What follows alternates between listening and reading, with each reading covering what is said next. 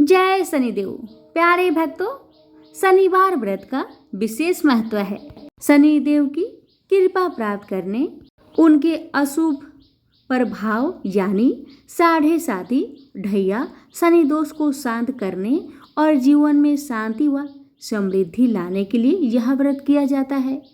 इस दिन व्रत रखकर कथा सुनने से शनि भगवान की कृपा से हर मनोकामना अवश्य ही पूरी होती है। भक्तों कहते हैं कि जो भी भक्त श्रद्धा और भक्ति के साथ व्रत कर कथा सुनता है, उस भक्त पर शनि दोष, साधे साथी और ढैया के अशुभ प्रभाव नहीं पड़ते। भक्तों, रोग, शत्रु, कर्ज और बाधाओं से मुक्ति दिलाता है यह व्रत। साथ ही कर्म, न्याय और अनुशासन के ग्रह शनि की कृपा से जीवन में स्थिरता आती है। नौकरी, व्यापार और कोर्ट कचहरी के मामलों में सफलता मिलता है। भक्तों, इस दिन स्नान कर शुद्ध वस्त्र पहने, काले रंग के या फिर नीले रंग के, इन्हें शुभ माने जाते हैं। शनिदेव, हनुमान जी या पीपल वृक्ष की पूजा करें। भक्तों, तिल के तेल का दीपक जलाइए। काले तिल, नीले फूल, नीले कपड़े और सरसों का तेल चढ़ाए। शनि मंत्र या शनि चालीसा का पाठ करें। व्रती दिन भर एक समय अन्न ग्रहण करें या यदि संभव हो तो निर्जल उपवास करें। भक्तों, सायंकाल की पूजा, एक कटोरी में सरसों का तेल लेकर उसमें अपनी छाया देखें। फिर यह तेल शनि मंदिर में या पीपल की जड़ में चढ़ाए। काले तिल, काले कपड़े, काला चना और लोहे का बर्तन का दान करें। गरीबों को भोजन कराए या पंछियों को दाना डाले। भक्तों, इस दिन पीपल की पेड़ की पूजा करें और 7 बार परिक्रमा करें। शनि बीज मंत्र का जाप करें। काले घोड़े की नाल से बनी अंगूठी शनिवार को धारण करें। ध्यान रखें अपनी कुंडली के अनुसार। भक्तों, सप्त धान्य यानी 7 अनाज मिलाकर दान करें। गेहूं, चना, तिल, उड़द, जौ, मूंग और चावल। भक्तों, इस दिन मांस, मदिरा, झूठ और क्रोध से दूर रहे। शनिदेव को लोहे, तेल, काला वस्त्र, तिल विशेष प्रिय है, इनका दान करें। बुजुर्गों और गरीबों की सेवा करें, यह शनिदेव को अत्यंत प्रिय है।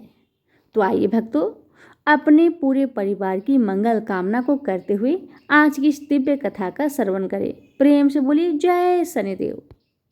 जो भी भक्त श्रद्धा पूर्वक शनिवार के दिन शनि भगवान का व्रत रखता है और शनि भगवान की कथाओं का श्रवण करता है, तो उस भक्त पर शनि भगवान की विशेष कृपा रहती है।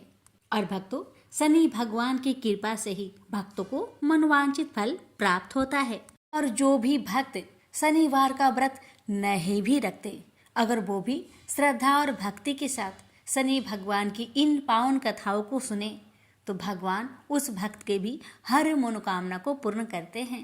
कहते हैं ना, भगवान भावनाओं के भूखे होते हैं। बस तो आइए मेरे प्यारे भक्तों, अपने और अपने पूरे परिवार की मंगल कामना को करते हुए इस पावन कथा का रसपान करते हैं। हे शनिदेव भगवान, आपकी कथा कहने वाले और श्रद्धा भाव से सुनने वाले उस भक्त की हर मनोकामना को पूर्ण करें, हर कष्टों को दूर करें। जय शनिदेव। प्यारे भक्तों, आप सभी ने पढ़ा या सुना होगा कि शनिदेव की नज़र जिस किसी पर भी पड़ती है उसका बुरा समय शुरू हो जाता है। लेकिन क्या आप जानते हैं शनि भगवान किस पाप की सजा भुगत रहे हैं? तो आइए प्यारे भक्तों, जानते हैं इस रोचक कथा के बारे में। प्यारे भक्तों, गणेश पुराण से वर्णित कथा के अनुसार जब गणेश जी का जन्म हुआ था, तब सभी देवता गणेश जी को देखने कैलाश पर्वत पर गए थे। तभी शनि देव भी गणेश जी को देखने पहुंचे, लेकिन वह गणेश जी की ओर अपनी दृष्टि नहीं दे रहे थे। ऐसे में माता पार्वती ने शनि देव से पूछा, आप मेरे पुत्र की ओर क्यों नहीं देख रहे हैं? तब शनि देव ने कहा, माता मुझे क्षमा करें, मैंने अगर ऐसा किया तो आपके पुत्र का भाग्य नष्ट हो जाएगा। बस इसी कारण मैं आपके पुत्र की तरफ नहीं देख रहा। शनि भगवान की बातें सुन माता पार्वती ने पूछा कि आपकी वक्र दृष्टि का कारण क्या है, मुझे बताइए। तब शनिदेव ने बताना शुरू किया। शनिदेव कहते हैं, हे माता, मेरा विवाह चित्ररथ की अत्यंत सुंदरी तेजस्वी कन्या से हुआ था। वह सती भी निरंतर तपस्या में लगी रहती थी। एक बार उन्होंने मासिक धर्म के चौथे दिन 16 श्रृंगार किया। उस समय वह दिव्य अलंकारों से विभूषित और अत्यंत शोभामयी लग रही थी। उस समय उनका रूप मुनियों को भी मोहित कर लेने वाला बन गया। रात्रि होने पर वह मेरे पास उपस्थित हुई। मैं भगवान श्री कृष्ण के ध्यान में लीन था, इसलिए उनके आगमन पर भी मैं ध्यान नहीं दिया, किंतु वह मदहोश हो रही थी। कुछ तीखे स्वर में बोली, स्वामी मेरी ओर देखो तो सही, किंतु मैंने उसकी ओर कुछ भी ध्यान न दिया। वह अपने चंचल नेत्रों से मुझे देख रही थी, किंतु मेरी तल्लीनता भंग न हुई। उसने अपना प्रयास असफल होते देखा तो क्रोधित हो गई, क्योंकि उसका ऋतुकाल व्यर्थ हो रहा था। क्रोध में भी उसने मुझे बहुत समझाने का प्रयास किया। जब वह मेरा ध्यान भंग करने में सफल नहीं हो सकी, तब सहसा कामातुर हो कह बैठी, अरे मूर्ख, तूने मेरी ओर देखा तक नहीं, इसी कारण मेरा ऋतुकाल की रक्षा नहीं हो सकी, अर्थात मेरा ऋतुकाल व्यर्थ ही जा रहा है। इस कारण अब तू जिस किसी को भी देखेगा वह अवश्य ही नष्ट हो जाएगा। उसका श्राप मेरे कानों में पड़ा, जिससे मेरा ध्यान भंग हो गया। फिर सोचने लगा, ये तो मेरी पत्नी है, इसने मुझे ऐसा श्राप क्यों दे दिया। फिर सोचा, यदि अब भी संतुष्ट कर लूँ तो श्राप से बचा जा सकता है। ऐसा दृढ़ विचार करके मैंने शांत करने का प्रयत्न किया। इसी प्रकार मैंने उसे अनेक बार मनाया, और जब वह शांत हो गई तब उसे काम्य प्रदान कर उससे श्राप मिथ्या करने का आग्रह करने लगा। परंतु अब ऐसी कोई शक्ति न रह गई थी जो अपने श्राप को वह नष्ट कर सकती। श्राप देने के कारण उसका पतिव्रत धर्म असक्त हो गया था। उसने बहुत पश्चाताप करते हुए कहा भी था कि मुझसे बड़ी भूल हो गई, मैं चाहती हूँ कि मेरे द्वारा दिए गए श्राप नष्ट हो जाए। किंतु श्राप नष्ट नहीं हुआ। ऐसा ही समझता हुआ मैं उस दिन से किसी की भी और आंख उठाकर नहीं देखता, क्योंकि आंख उठाकर देखने से न जाने किसका हित हो जाए। लोक कल्याण के लिए मैं सब समय अपना मस्तक झुकाकर रहता हूँ। शनि को प्राप्त श्राप और उसके कारण सदैव मुख को नीचे किए रहने की बात सुनकर पार्वती जी हंस पड़ी। उनके साथ उनकी सभी सखियां, सभी दासियां, सभी अप्सराएं और सभी देवकन्या भी हंस पड़ी। वह हंसी बहुत देर तक चलती रही। बेचारे शनिदेव अपना मुख नीचे किए खड़े थे। तो प्यारे भक्तों, ये थी शनि भगवान की नजर खराब होने की रहस्य की कथा। प्रेम से बोलिए शनि भगवान की जय। शनि देव की जन्म कथा। सूर्य देव की पत्नी संध्या से उनका ताप नहीं झेला जा रहा था, और इसके कारण उन्होंने अपनी छाया का निर्माण किया और खुद तप करने चली गई। उन्होंने छाया से कहा कि वो सूर्य देव और उनके दोनों बच्चे यम और यामी का ख्याल रखे। छाया भी संध्या की आज्ञा मानने को हुई। कई वर्षों तक यही करती रही। हालांकि संध्या ने ये भी कहा था कि छाया को सूर्य देव से दूरी बनाकर रहनी होगी। जब संध्या की तपस्या खत्म हुई, तब तक छाया को सूर्य देव से शनि देव की प्राप्ति हो चुकी थी। क्योंकि शनि देव छाया से जन्मे थे, इसलिए कुरूप थे। ऐसे में सूर्य देव ने खुद ही शनिदेव और छाया का परित्याग कर दिया था। जब संध्या को इसके बारे में पता चला तो उन्होंने छाया पर बहुत क्रोध दिखाया। हालांकि संध्या ने छाया को सूर्य लोक से निकालने के लिए बहुत प्रयास किए, और अंततः सूर्य देव को इसके बारे में पता चल ही गया। पत्नी के इस व्यवहार से सूर्य देव बहुत क्रोधित हुए और छाया शनिदेव के साथ चली गई। छाया और शनिदेव जिस वन में गए थे, वहां एक कौवा उनके साथ रहता था। जब सूर्य देव को इसके बारे में पता चला तो उन्होंने छाया और शनिदेव को मारने के लिए वन में आग लगा दी। छाया तो परछाई थी, इसलिए वो आसानी से आग से निकल गई। उस वक्त कौवे ने ही शनिदेव को उस आग से निकाला था। यही कारण है कि कौवा उनका प्रिय वाहन बन गया। कथा को पूरा जरूर सुनिएगा और दूसरों के पास भी शेयर करें। दोस्तों, वैसे तो सूर्य पुत्र शनिदेव के कई मंदिर भारत में स्थित है, लेकिन कुछ मंदिर ऐसे हैं जिनका अपना अलग महत्व है और इन मंदिरों के साथ कुछ धार्मिक कहानियां भी जुड़ी हुई है। ऐसा ही एक मंदिर है शनि सिंगनापुर। आज मैं इसी मंदिर से जुड़ी कथा आपको सुनाने जा रही हूँ। यह मंदिर महाराष्ट्र के अहमदनगर जिले के पास एक गांव सिंगनापुर में स्थित है, इसलिए इसे शनि सिंगनापुर मंदिर कहा जाता है।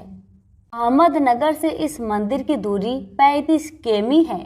इस मंदिर की विशेषता यह है कि शनि महाराज की पाषाण काले रंग की मूर्ति बिना किसी छत्र या गुंबद के खुले आसमान में एक संगमरमर के चबूतरे पर विराजमान है। इस मूर्ति की ऊंचाई लगभग 5.9 फीट है और चौड़ाई करीब 1.6 फीट की है। शनि भगवान की मूर्ति के साथ में एक त्रिशूल लगा हुआ है जो शिव भगवान का प्रतीक है। एक नंदी की प्रतिमा जिसका मुख दक्षिण की तरफ है। शनि भगवान की प्रतिमा के सामने शिव जी और हनुमान जी की छोटी मूर्ति भी चबूतरे पर विराजमान है।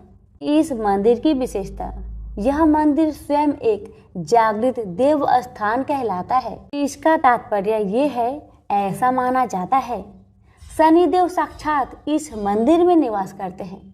इस गांव में अगर कोई भी इंसान चोरी करता है तो शनि भगवान स्वयं उसे सजा देते हैं। यहाँ भगवान शनि देव जी की मूर्ति स्वयंभू है, अर्थात शनि देव की पाषाण प्रतिमा को किसी इंसान ने नहीं बनाया है। ये प्रतिमा स्वयं पृथ्वी के गर्भ से धरातल पर अवतरित हुई है। ये प्रतिमा कितनी पुरानी है और किसने इसको यहाँ स्थापित किया है, इस बारे में ऐसी कोई पुख्ता जानकारी नहीं है, लेकिन कई किंवदंतियां और पौराणिक कथाएं प्रचलित है। शनिदेव न्याय के देवता माने जाते हैं। ऐसा माना जाता है शनि महाराज कर्मों के अनुसार सजा और फल देते हैं। अगर किसी के जीवन में बुरा समय चल रहा है तो यह कहा जाता है कि शनि की महादशा उस पर चल रही है। जिस भक्तों पर शनि की निगाह टेढ़ी है वो यहाँ इस मंदिर में आकर पूजा अर्चना कर शनि देव को मनाते हैं। देश विदेश से शनि भक्त यहाँ आते हैं। शनि अमावस्या और शनि जयंती का अपना एक विशेष महत्व है। इस दिन श्रद्धालुओं के लिए विशेष प्रबंध किए जाते हैं। श्रद्धालु भगवान शनि की प्रतिमा को पानी और तेल के साथ स्नान कराते हैं और फूल चढ़ाते हैं। मेले के दिन शनि भगवान की पालकी का आयोजन किया जाता है। सिंगनापुर गांव के लोगों का मानना है इस गांव पर साक्षात शनि देव की कृपा है। इस गांव में किसी भी घर में दरवाजे नहीं हैं। यहाँ बाहर जाने आने वाले लोग भी अपने अपने वाहनों को बिना ताला चाबी लगाए खुला छोड़ निश्चित घूमते हैं। कीमती सामान हीरे जवाहरात सोना चांदी को भी तिजोरिया में नहीं रखा जाता है। और तो और यहाँ बैंकों और डाक खाने में भी गेट या दरवाजे नहीं है। गांव वाले का विश्वास है कि चोरी करने वाले को स्वयं शनिदेव सजा देते हैं। चोरी करने वाला चोरी करने के बाद इस गांव से बाहर नहीं जा पाता। उससे पहले ही उसके जीवन में संकट आने शुरू हो जाते हैं। कथा, करीब 300 साल पहले गांव और आसपास के इलाके में भयंकर बारिश हुई और बाढ़ जैसा हालात हो गए। पास में ही नाश नाला नदी के किनारे पर एक अजीबोगरीब काले रंग का पाषाण पत्थर कहीं से आ गया। लोग उस पत्थर को देखकर हैरान थे। किस्से कहानियां में बताते हैं कि एक गांव वाले ने उस पत्थर पर किसी नुकीले चीज से प्रहार किया तो उस पत्थर में से खून के रंग के जैसा कुछ निकलने लगा। ये देखकर वह डर गया और गांव में भाग आया। एक रात शनिदेव ने गांव के एक गरीब को सपने में बताया कि वो मेरी प्रतिमा है, उस मूर्ति को लाकर गांव में स्थापित करो। गडरिये ने स्वप्न की बात गांव वालों को बताई और गांव वाले प्रभु इच्छा मानकर उस पत्थर को लेने निकल पड़े, लेकिन उस पत्थर को वहां से हिला भी नहीं पाए। प्रभु शनिदेव ने गल्लरियों को दूसरे दिन फिर सपने में बताया कि कोई सगे मामा भांजा ही मेरी प्रतिमा को वहां से गांव में ला सकता है। गांव वाले ने जैसा शनि देव जी ने कहा वैसा ही किया और शनि महाराज की प्रतिमा को गांव में एक खुले स्थान पर स्थापित कर दिया। मूर्ति स्थापित होने के बाद शनि देव ने गांव वालों को स्वप्न दिया और कहा, इस गांव की रक्षा अब मैं करूंगा। जो भी इस गांव में चोरी और गलत काम करेंगे उसको सजा स्वयं मैं दूंगा।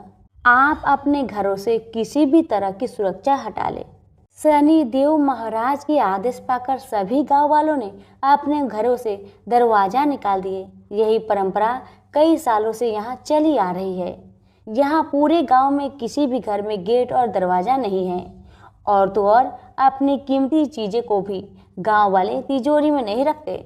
यहाँ एक यूसीओ बैंक की शाखा है, उसमें भी कोई गेट और सिक्योरिटी नहीं है। इस अद्भुत और अविश्वसनीय मान्यता के कारण ये जगह विश्व प्रसिद्ध है और लाखों की तादाद में भक्त रोज यहाँ दर्शन करने आते हैं। प्रेम से बोले शनि महाराज की जय।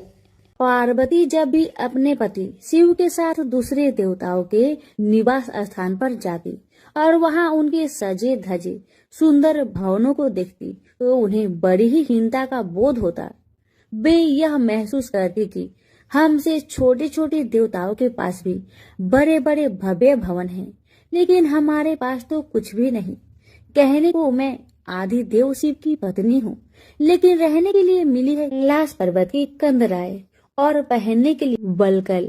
किसी उचित आवास के अभाव में अन्य सुख सुविधाओं का उपभोग नहीं कर सकती।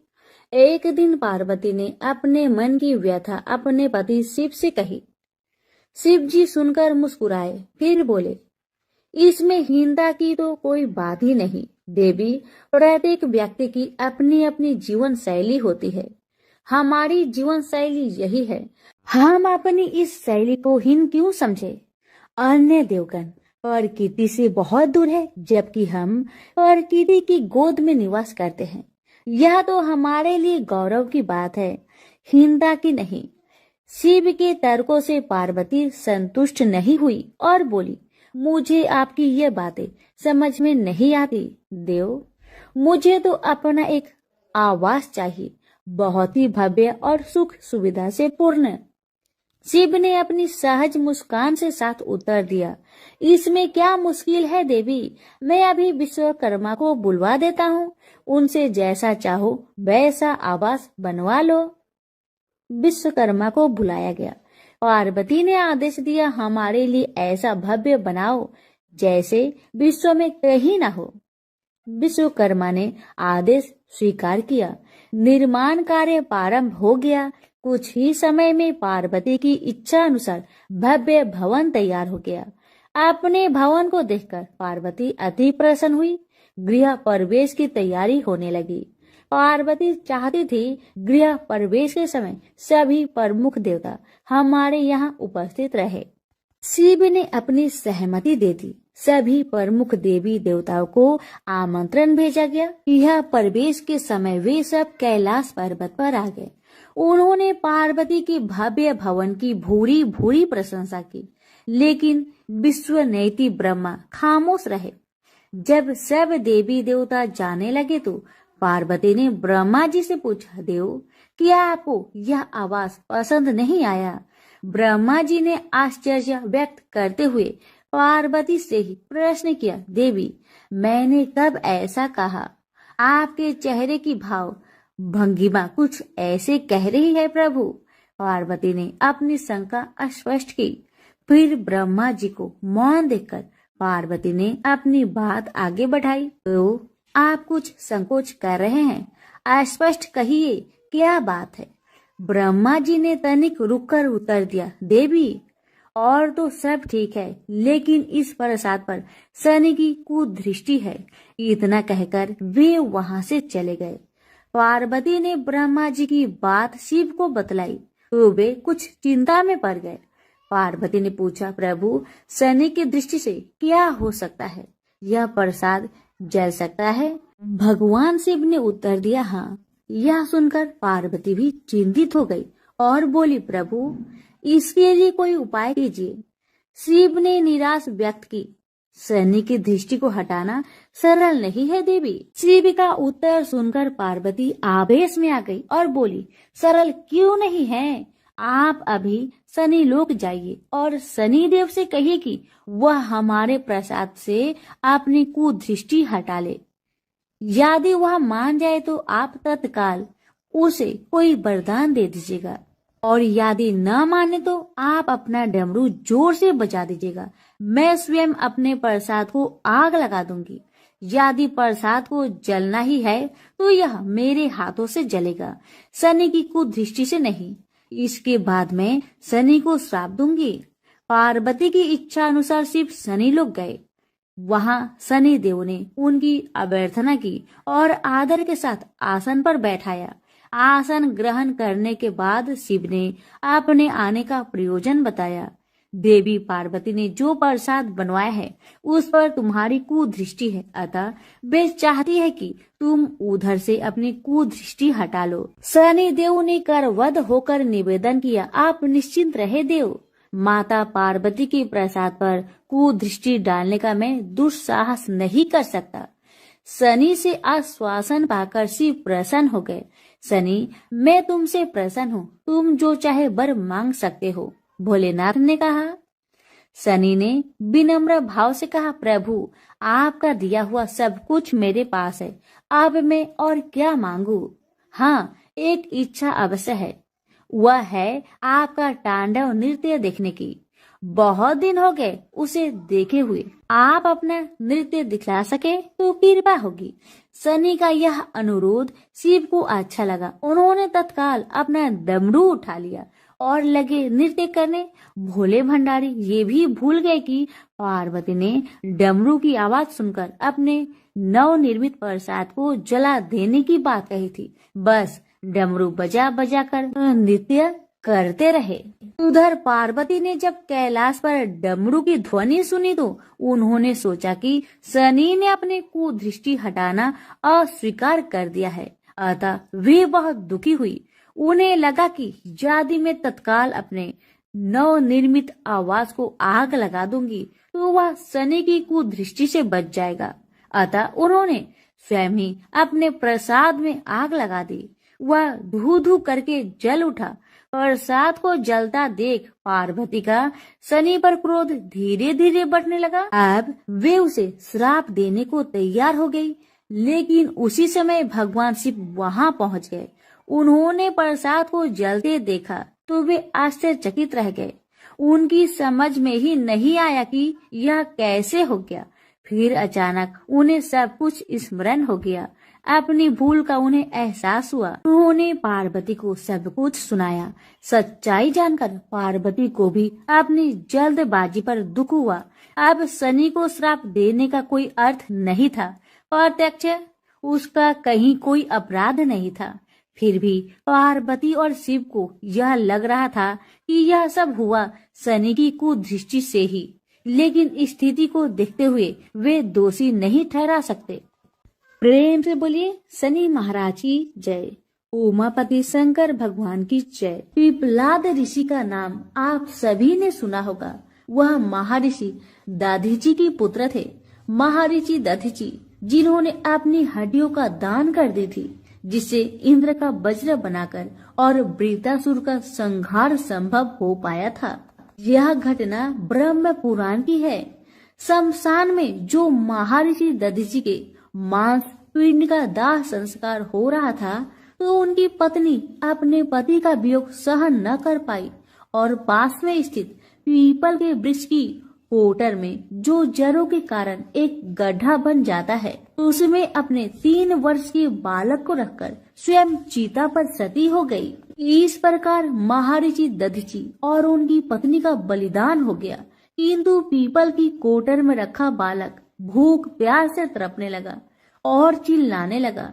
जब कोई वस्तु से नहीं मिली तो कोटर में गिरे हुए पीपल के फल खाकर वह बड़ा होने लगा। एक दिन देव ऋषि नारद वहां से गुजर रहे थे। नारद जी ने पीपल की कोटर में बालक को देखकर उससे उसका परिचय पूछा। बालक ने अपना परिचय दिया और बताया कि मैं नहीं जानता कि मैं कौन हूँ। नारद ने पूछा, तुम्हारा जनक कौन है? तब बालक भी उसी तरह का उत्तर दिया कि वह नहीं जानता कि उसके जनक कौन है। तब नारद जी ने अपना ध्यान धरकर उस बच्चे के बारे में पूरी जानकारी निकाली और उसे बताया कि तुम महान दधीचि के पुत्र हो। तुम्हारे पिता की अस्थियों का वज्र बनाकर ही देवताओं ने असुरों पर विजय प्राप्त की थी। नारद ने बताया कि तुम्हारे पिता दधीचि की मृत्यु मात्र 31 वर्ष की उम्र में ही हो गई थी। बालक ने अपने पिता की अकाल मृत्यु के बारे में जानना चाहा। तब नारद जी ने बताया कि उन पर आई इस विपत्ति का कारण शनिदेव की महादशा थी। नारद जी ने उस बालक को पिप्लाद नाम दिया क्योंकि वह पीपल के पत्ते और उसका गुदा खाकर बड़े हुए थे। उसके बाद नारद जी ने उसे दीक्षित किया। नारद जी के जाने के बाद उस बालक ने, जिसका नाम पिप्लाद था, ब्रह्मा जी की घोर तपस्या की। ब्रह्मा जी ने जब बालक से वर मांगने के लिए कहा तो पिप्लाद ने अपने दृष्टि मात्र से किसी को भी जलाने की शक्ति मांगी। ब्रह्मा जी ने उसे वरदान दे दिया। ब्रह्मा जी के वरदान के बाद पिप्लाद ने सबसे पहले शनि देव का आह्वान किया और उन्हें अपने सामने प्रस्तुत किया। सामने पाकर उन्होंने शनि देव को भस्म करना शुरू कर दिया। शनि देव शरीर से जलने लगे। ब्रह्मांड में कोलाहल मच गया। सूर्य पुत्र शनि की रक्षा के लिए सारे देवता विफल प्रतीत हो रहे थे। सूर्य ने अपनी आंखों के सामने अपने पुत्र को जलता हुआ देखा। ब्रह्मा जी उसे बचाने के लिए विनय निवेदन किया। ब्रह्मा जी ने स्वयं पिप्लाद के सम्मुख प्रकट होकर शनि देव को छोड़ने के लिए कहा, किंतु वह तैयार न हुए। ब्रह्मा जी ने एक के बदले 2 वरदान मांगने की बात कही। अब पिप्लाद ने खुश होकर 2 वरदान मांगे। पहला, जन्म से 5 वर्ष तक किसी भी बालक की कुंडली में शनि उसको कारक नहीं होगा। जैसे मैं अनाथ हुआ, शनि के कारण कोई और अनाथ नहीं होगा। दूसरा, उन्होंने कहा मुझे अनाथ को पीपल में शरण दी थी। जो व्यक्ति सूर्य उदय से पूर्व पीपल वृक्ष पर जल चढ़ाएगा उस पर शनि की बुरी महादशा का असर नहीं होगा। ब्रह्मा जी ने तथास्तु कहकर वरदान दिया। तब पिप्लाद ने चलते हुए शनि को अपने ब्रह्म दंड से उसके पैरों पर आघात करते हुए मुक्त किया, जिससे शनि देव की पैर क्षतिग्रस्त हो गए और वह पहले जैसे तेजी लायक नहीं रहे। आता तभी से शनि को शनिचराय, जिसे हम आम भाषा में शनिचर कहते हैं, कहा जाता है कि रतिया शनिचरा जो धीरे धीरे चलता है, वह शनिचराय आग से जलने के कारण शनि की काया काली पड़ गई। आप अक्सर किसी भी पीपल के पेड़ के नीचे शनि की काली मूर्ति जरूर देखते होंगे। उसके पीछे यही पौराणिक कारण है। जब शनि की महादशा या 7.5 चलती है जो आपके लिए अच्छी नहीं है, तो ज्ञानी जनों के पास बहुत सारे उपाय होते हैं, परंतु आम जनों को करने का एक साधारण सा उपाय मैं आपको बताती हूँ, जिसका लाभ 100% मिलता है।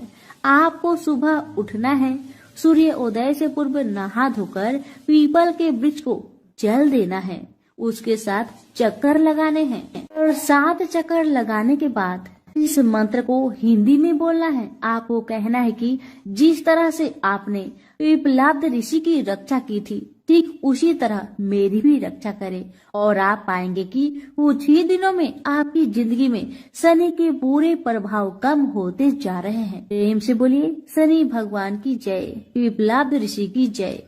पुराणों में शनि देव के जन्म की कई कथाएं मौजूद है, जिससे सबसे अधिक प्रचलित कथा स्कंद पुराण के काशी खंड में मौजूद है।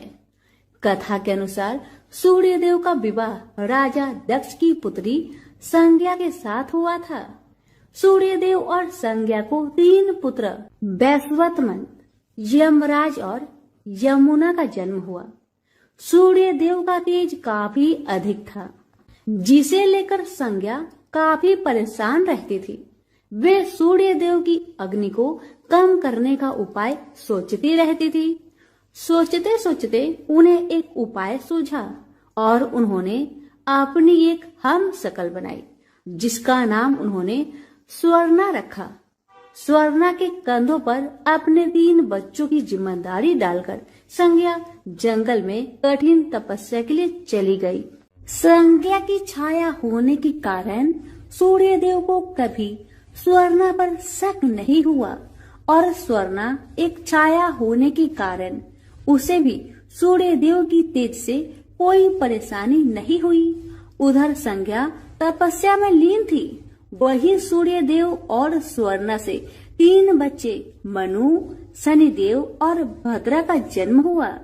हिंदू धर्म में यह कथा काफी प्रचलित है। कहा जाता है एक बार भगवान सूर्यदेव पत्नी स्वर्णा से मिलने आए। सूर्यदेव के तप और तेज के आगे शनिदेव महाराज की आंखें बंद हो गई और वे उन्हें देख नहीं पाए। वहीं शनिदेव की वर्ण को देख भगवान सूर्य ने पत्नी स्वर्णा पर शक करते हुए कहा कि ये मेरा पुत्र नहीं हो सकता। ये बात सुनते ही शनिदेव के मन में सूर्य देव के लिए शत्रु भाव पैदा हो गए, जिसके बाद उन्होंने भगवान शिव की कठिन तपस्या करनी शुरू कर दी। शनिदेव की कठिन तपस्या के बाद भगवान शिव प्रसन्न हुए और उन्हें वरदान मांगने को कहा। इस बात पर शनिदेव ने शिव जी से कहा कि सूर्य देव मेरी माँ का अनादर और प्रताड़ित करते हैं, जिस वजह से उनकी माता को हमेशा अपमानित होना पड़ता है।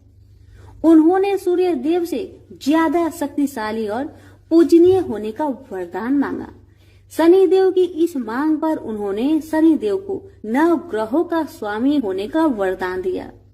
उन्हें सबसे श्रेष्ठ स्थान की प्राप्ति हुई। इतना ही नहीं, उन्हें ये भी वरदान दिया गया कि सिर्फ मानव जातक का ही नहीं बल्कि देवता, असुर, गंधर्व, नाग और जगत के सभी प्राणी उनसे भयभीत रहेंगे। प्रेम से बोलिए शनि महाराज की जय हो।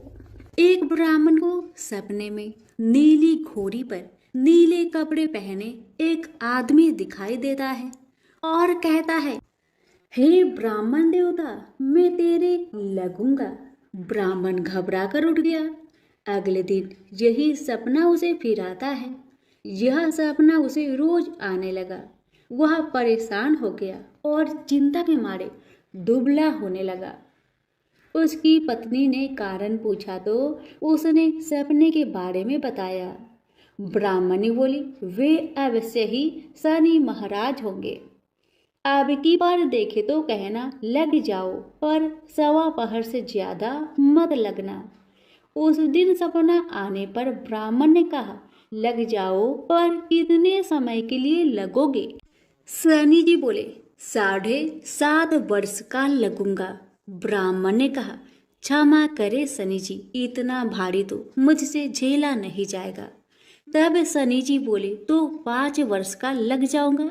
ब्राह्मण बोला, यह भी मेरे लिए ज्यादा है। शनि जी बोले, 2.5 साल का लग जाओ। ब्राह्मण ने मना किया तो शनि जी कहने लगे, 1.25 पहर का तो लगूंगा ही, इतना तो कोढ़ी, कलंगी, भिखारी के भी लग जाता हूँ। तब ब्राह्मण ने कहा, ठीक है। ब्राह्मण को 1.25 पहर की शनि की दशा लग गई। ब्राह्मण ने नींद से जाकर ब्राह्मणी से कहा, मेरी 1.25 पहर शनि की दशा लग गई है, इसलिए मैं जंगल में जाकर यह समय बिताऊंगा। मेरे लिए खाने पीने का सामान बांध दे। मेरे पीछे से किसी से लड़ाई झगड़ा ना हो, इसका ध्यान रखना। ज्यादातर घर में ही रहना, बच्चों का भी ध्यान रखना। इस 1.25 पहर के समय में कोई गाली भी दे तो चुपचाप सुन लेना, बहस मत करना। यह सब समझाकर ब्राह्मण जंगल में चला गया। जंगल में ब्राह्मण एक पीपल के पेड़ के नीचे बैठ गया और हनुमान जी का पाठ करने लगा। 1 पहर बीत गया। ब्राह्मण ने सोचा बाकी बचा समय रास्ते में बीत जाएगा, इसलिए वहां से चल दिया। रास्ते में एक बाड़ी में मदिरे लगे देखे। माली से एक मदिरा खरीदा, पोटली में बांधा और आगे बढ़ा। आगे एक आदमी मिला जो असल में शनिदेव थे। ब्राह्मण से पूछा, पोटली में क्या है? उसने कहा, मदिरा है। शनिदेव बोले, दिखाओ। ब्राह्मण ने पोटली खोली। उसमें राजकुमार का कटा हुआ खून से लथपथ सिर। शनिदेव ब्राह्मण को राजा के पास ले गए और कहा कि इस ब्राह्मण ने राजकुमार की हत्या कर दी है। इसके पास पोटली में राजकुमार का सिर है। राजा ने कहा, मैं यह नहीं देख सकता, इस ब्राह्मण को सूली पर चढ़ा दो। राजा के यहाँ हाहाकार मच गया। ब्राह्मण को सूली पर चढ़ाने से पहले पूछा गया कि उसकी कोई आखिरी इच्छा हो तो बताए। ब्राह्मण ने सोचा, इसी तरह 1.25 पहर पूरा करना होगा। उसने कहा, वह रोज बालाजी की कथा सुनता है। मरने से पहले अंतिम बार बालाजी की कथा सुनना चाहता हूँ। ब्राह्मण को कथा सुनाने का प्रबंध किया गया। कथा कहते कहते 1.25 पहर पूरा हो गया। शनि की दशा टलते ही राजकुमार शिकार खेल कर लौटता हुआ दिखाई दिया। राजकुमार को आता देख राजा बहुत खुश हुआ, लेकिन उसे निर्दोष ब्राह्मण की हत्या का दोष लगने का डर सताने लगा। उसने तुरंत घुड़सवार सैनिकों को ब्राह्मण को आदर सहित ले आने के लिए भेजा। ब्राह्मण राज दरबार में आया तो राजा ने क्षमा मांगी और पोटली दिखाने के लिए कहा। पोटली खोली तो उसमें मदिरा था। राजा ने इन सब के बारे में पूछा तो ब्राह्मण ने बताया, मुझे 1.25 पहर की शनिचर की दशा लगी थी, इस कारण यह सब तमाशा हुआ। राजा ने पूछा, यह दशा कैसे टलती है? ब्राह्मण बोला, राजा, ये सेठ के लगे तो काला हाथी या काला घोड़ा दान करे, गरीब के लगे तो पीपल की पूजा करे। तब बोले, साजा शनिचर कहिए, जाके पाओ सदा ही पढ़िए। शनि की कहानी सुने, तिल का तेल और काला उड़द दान करे, काले कुत्ते को तेल से चूपर कर रोटी खिलाए तो शनिचर की दशा उतर जाती है। राजा ने उसे मदिरा वापस दे दिया। घर आकर ब्राह्मण ने मदिरा काटा तो उसके बीज की जगह हीरे मोती निकले। ब्राह्मणी ने पूछा, यह कहाँ से लाए? आप तो कह रहे थे शनि की दशा लगी है। ब्राह्मण ने कहा, जब दशा लगी थी तो यही मदिरा राजकुमार का सिर बन गया था। उतरती दशा के शनि जी निहाल कर गए। हे शनि देवता, जैसे ब्राह्मण के शनि की दशा लगी वैसे किसी के ना लगे। निहाल सबको करे। प्रेम से बोलिए, शनि महाराज की जय हो। एक समय स्वर्गलोक में सबसे बड़ा कौन, ये प्रश्न पर 9 ग्रह में वाद विवाद हो गया। विवाद इतना बढ़ा कि परस्पर भयंकर युद्ध की स्थिति बन गई। निर्णय के लिए सभी देवता देवराज इंद्र के पास पहुँचे और बोले, हे देवराज, आपको निर्णय करना होगा कि हम में से सबसे बड़ा कौन है। देवताओं का प्रश्न सुनकर देवराज इंद्र उलझन में पड़ गए। इंद्र बोले, मैं इस प्रश्न का उत्तर देने में असमर्थ हूँ। हम सभी पृथ्वी लोक में उज्जैनी नगरी में राजा विक्रम आदित्य के पास चलते हैं। देवराज इंद्र सहित सभी ग्रह उज्जैनी नगरी पहुँचे। महल में पहुंचकर जब देवताओं ने उनसे अपना प्रश्न पूछा तो राजा विक्रमादित्य भी कुछ देर के लिए परेशान हो उठे, क्योंकि सभी देवता अपनी अपनी शक्तियों के कारण महान थे। किसी को भी छोटा या बड़ा कह देने से उनके क्रोध की प्रकोप से भयंकर हानि पहुंच सकती थी। अचानक राजा विक्रमादित्य को एक उपाय सूझा और उन्होंने विभिन्न धातुओं स्वर्ण, रजत, कांसा, तांबा, सीसा, रांगा, जस्ता, अबरक व लोहे के 9 आसन बनवाए। धातुओं के गुणों के अनुसार सभी आसनों को एक दूसरे के पीछे रखवाकर उन्होंने देवताओं को अपने अपने सिंहासन पर बैठने को कहा। देवताओं के बैठने के बाद राजा विक्रमादित्य ने कहा, आपका निर्णय तो स्वयं हो गया। जो सबसे पहले सिंहासन पर विराजमान है वही सबसे बड़ा है। राजा विक्रमादित्य के निर्णय को सुनकर शनि देवता ने सबसे पीछे आसन पर बैठने के कारण अपने को छोटा जानकर क्रोधित होकर कहा, राजा विक्रमादित्य, तुमने मुझे सबसे पीछे बैठाकर मेरा अपमान किया है। तुम मेरी शक्तियां से परिचित नहीं हो, मैं तुम्हारा सर्वनाश कर दूंगा। शनि देव ने कहा, सूर्य एक राशि पर 1 महीने, चंद्रमा 2.25 दिन, मंगल 1.5 महीने, बुध और शुक्र 1 महीने, बृहस्पति 13 महीने रहते हैं। लेकिन मैं किसी राशि पर 7.5 वर्ष 7.5 तक रहता हूँ। बड़े बड़े देवताओं को मैंने अपने प्रकोप से पीड़ित किया है। राम को 7.5 के कारण ही वन में जाकर रहना पड़ा और रावण को 7.5 के कारण ही युद्ध में मृत्यु का शिकार बनना पड़ा। राजा, अब तू भी मेरे प्रकोप से नहीं बच सकेगा। इसके बाद अन्य ग्रहों के देवता तो प्रसन्नता के साथ चले गए, परंतु शनिदेव बड़े क्रोध के साथ वहां से विदा हुए। राजा विक्रमादित्य पहले की तरह ही न्याय करते रहे। उनके राज्य में सभी स्त्री पुरुष बहुत आनंद से जीवन यापन कर रहे थे। शनिदेव अपना अपमान नहीं भूले। एक दिन राजा की परीक्षा लेने शनिदेव घोड़े के व्यापारी के रूप में राज्य पहुँचे। जब राजा विक्रमादित्य को इस बात का पता चला तो उन्होंने अपने अश्वपाल को कुछ घोड़े खरीदने के लिए भेजा। घोड़े बहुत कीमती थे। अश्वपाल ने जब वापस लौटकर इस संबंध में बताया तो राजा विक्रमादित्य ने स्वयं आकर एक सुंदर व शक्तिशाली घोड़े को पसंद किया। घोड़े की चाल देखने के लिए राजा उस घोड़े पर सवार हुए तो वह घोड़ा बिजली की गति से दौड़ पड़ा। तेजी से दौड़ता घोड़ा राजा को दूर एक जंगल में ले गया और फिर राजा को वहां गिराकर जंगल में कहीं गायब हो गया। राजा अपने नगर को लौटने के लिए जंगल में भटकने लगा, लेकिन उन्हें लौटने का कोई रास्ता नहीं मिला। राजा को भूख प्यास लगाई। बहुत घूमने पर उसे एक चारवाहा मिला।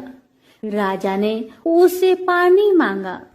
पानी पीकर राजा ने उस चारवाहे को अपनी अंगूठी दे दी। फिर उससे रास्ता पूछकर वह जंगल से निकलकर पास के नगर में पहुंचा। राजा ने एक सेठ की दुकान पर बैठकर कुछ देर आराम किया। उस सेठ ने राजा से बातचीत की तो राजा ने उसे बताया कि मैं उज्जैनी नगरी से आया हूँ। राजा के कुछ देर दुकान पर बैठने से सेठ जी की बहुत बिक्री हुई। सेठ ने राजा को बहुत भाग्यवान समझा और खुश होकर उसे अपने घर भोजन के लिए ले गया। सेठ के घर में सोने का एक हार खूंटी पर लटका हुआ था। राजा को उस कमरे में छोड़कर सेठ कुछ देर के लिए बाहर गया। तभी एक आश्चर्यजनक घटना घटी। राजा के देखते देखते सोने की उस हार को खूंटी निगल गई। सेठ ने कमरे में लौटकर हार को गायब देखा तो चोरी का संदेह राजा पर ही किया, क्योंकि उस कमरे में राजा ही अकेला बैठा था। सेठ ने अपने नौकरों से कहा कि इस परदेसी को रस्सियों से बांधकर नगर के राजा के पास ले चलो। राजा ने विक्रमादित्य से हार के बारे में पूछा तो उसने बताया कि उसके देखते ही देखते खूंटी ने हार को निगल लिया था। इस पर राजा ने क्रोधित होकर चोरी करने के अपराध में विक्रमादित्य के हाथ पांव काटने का आदेश दे दिया। राजा विक्रमादित्य के हाथ पांव काटकर उसे नगर की सड़क पर छोड़ दिया गया। कुछ दिन बाद एक तेली उसे उठाकर अपने घर ले गया और उसे अपने कोल्हू पर बैठा दिया। राजा आवाज देकर बैलों को हाँकता रहता।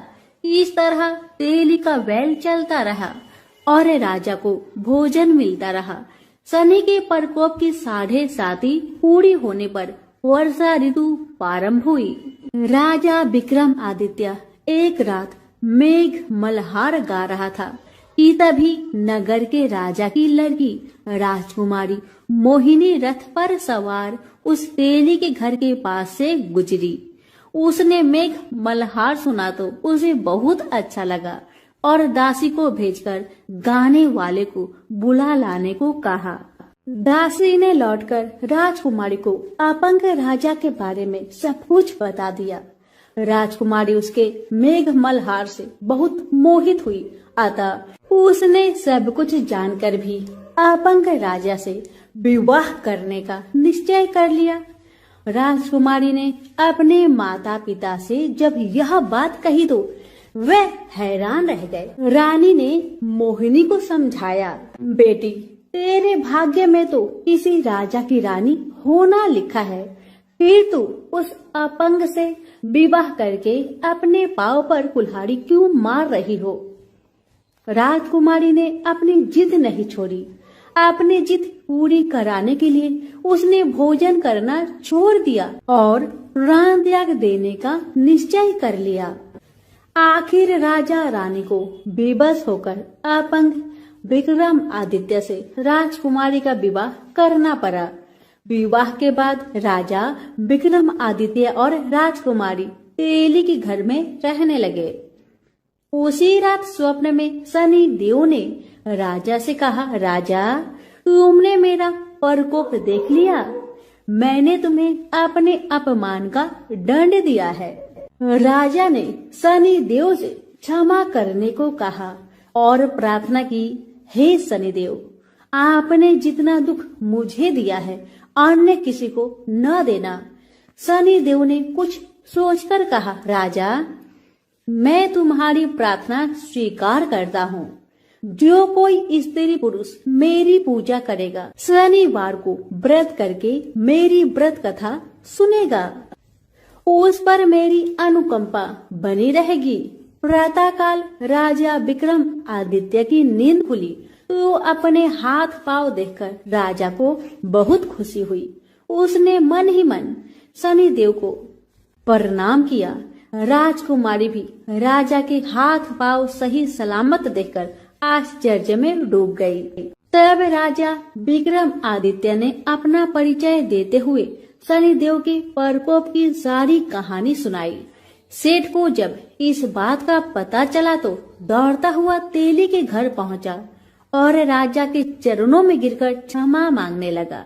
राजा ने उसे क्षमा कर दिया क्योंकि यह सब तो शनिदेव का प्रकोप के कारण ही हुआ था। सेठ राजा को अपने घर ले गया और उसे भोजन कराया। भोजन करते समय वहां एक आश्चर्यजनक घटना घटी। सबके देखते देखते उस खूंटी ने हार उगल दिया। सेठ जी ने अपनी बेटी का विवाह भी राजा के साथ कर दिया और बहुत से स्वर्ण आभूषण धन आदि देकर राजा को विदा किया। राजा विक्रमादित्य राजकुमारी मोहिनी और सेठ की बेटी के साथ उज्जैनी पहुँचे तो नगर वासियों ने हर्ष से उनका स्वागत किया। अगले दिन राजा विक्रमादित्य ने पूरे राज्य में घोषणा कराई कि शनिदेव सब देवों में सर्वश्रेष्ठ है। प्रत्येक स्त्री पुरुष शनिवार को उनका व्रत करे और व्रत कथा अवश्य सुने। राजा विक्रमादित्य की घोषणा से शनिदेव बहुत प्रसन्न हुए। शनिवार का व्रत करने और व्रत कथा सुनने के कारण सभी लोग की मनोकामनाएं शनिदेव की अनुकंपा से पूरी होने लगी। सभी लोग आनंद पूर्वक रहने लगे। तो प्रेम से बोलिए शनि भगवान की जय हो।